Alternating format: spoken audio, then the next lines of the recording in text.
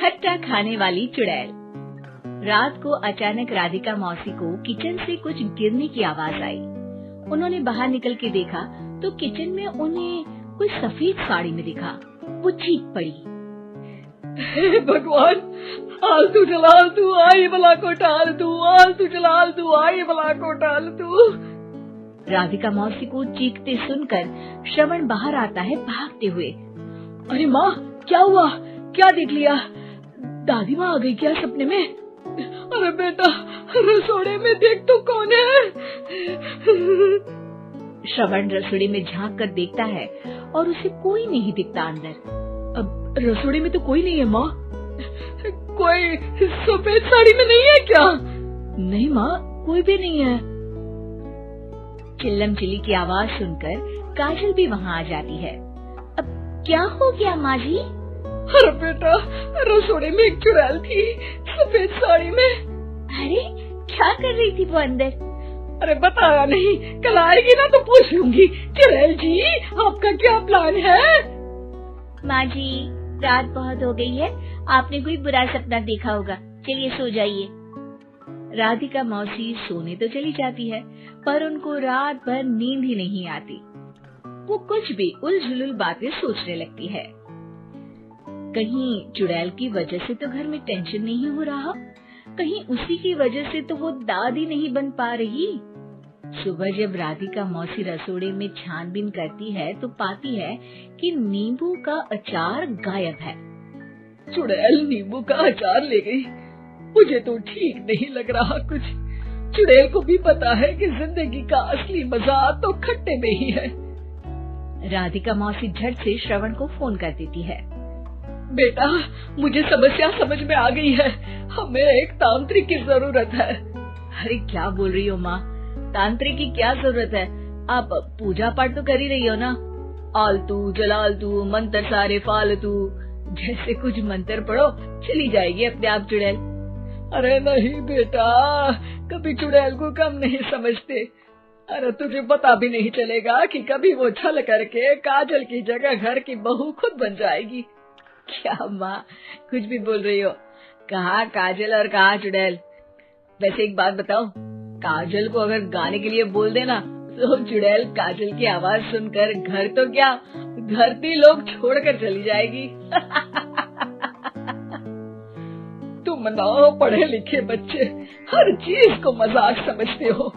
तुम रहने दो, मैं खुद ही तांत्रिक को बुला लेती हूँ। अच्छा सुन, शाम को इमली लेके आना। क्या है कि चटनी खाए बहुत दिन हो गए है ना? नहीं माँ, इमली तांत्रिक से ही मंगवा लो ना, आटा वगैरह भी उसी से पिसवा लेना। देखो मुझे काम करना है। श्रवण रात को कई तरह की सब्जियों के साथ माँ के कहने पे चटनी के लिए इमली भी ले आया था, लेकिन राधिका मौसी के दिमाग में अलग ही फिल्म चल रही थी। उन्हें अब सिर्फ शक ही नहीं यकीन होने लगा था कि शायद चुड़ैल ने श्रवण पर अपना जाल बिछा दिया था, जिस वजह से श्रवण उनकी बात ही नहीं मान रहा था। पर कोई नहीं, आने वाली रात में राधिका मौसी खुद तैयार हो गई चुड़ैल को पकड़ने के लिए। रुद्राक्ष की माला, तुलसी का पत्ता, हनुमान चालीसा सब हाथ के पास ही था, बस चुड़ैल का इंतजार था। और जैसा राधिका मौसी ने सोचा था वैसा ही हुआ।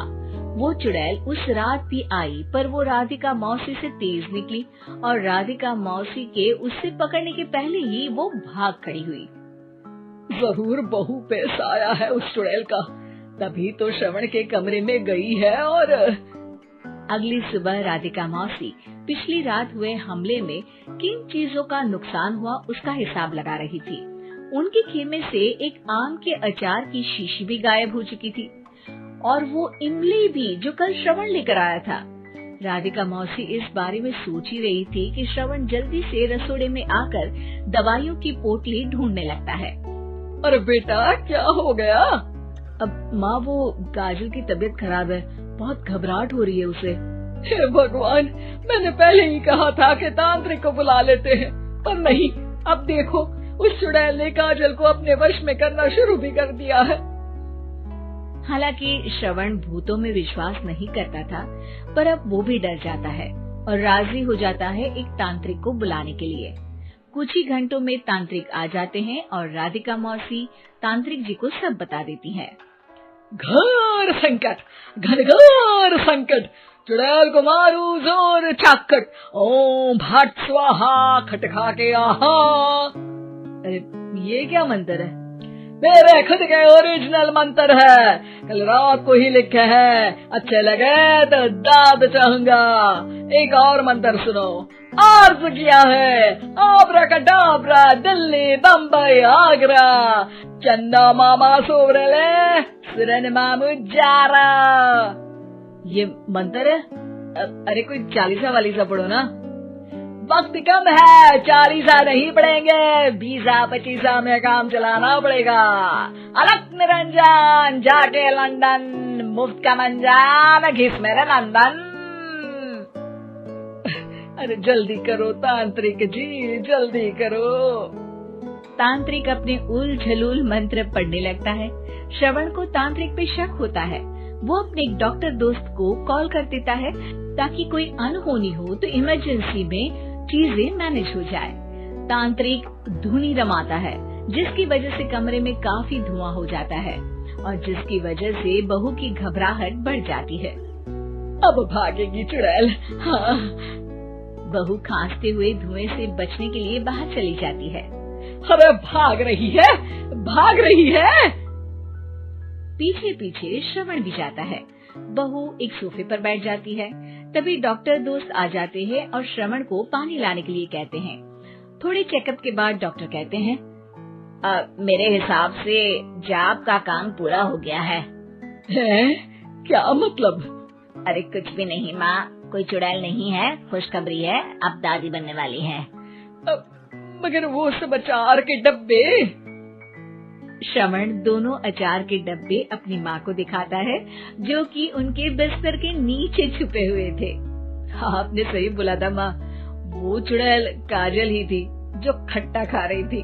हमें कल ही पता चला, पर हमने आपको ये तांत्रिक वाला काम करने दिया ताकि आपको भरोसा हो जाए कि भूत वगैरह कुछ होता ही नहीं। अच्छा अच्छा, ये तो बड़ी खुशी की बात है। पर बेटा मुझे एक झाड़ू तो ला दे। क्यों माँ? ये तांत्रिक का भूत उतारती हूँ मैं। अब तांत्रिक राधा मौसी के डर से घर से भाग निकलता है और राधा मौसी उसके पीछे भागती है।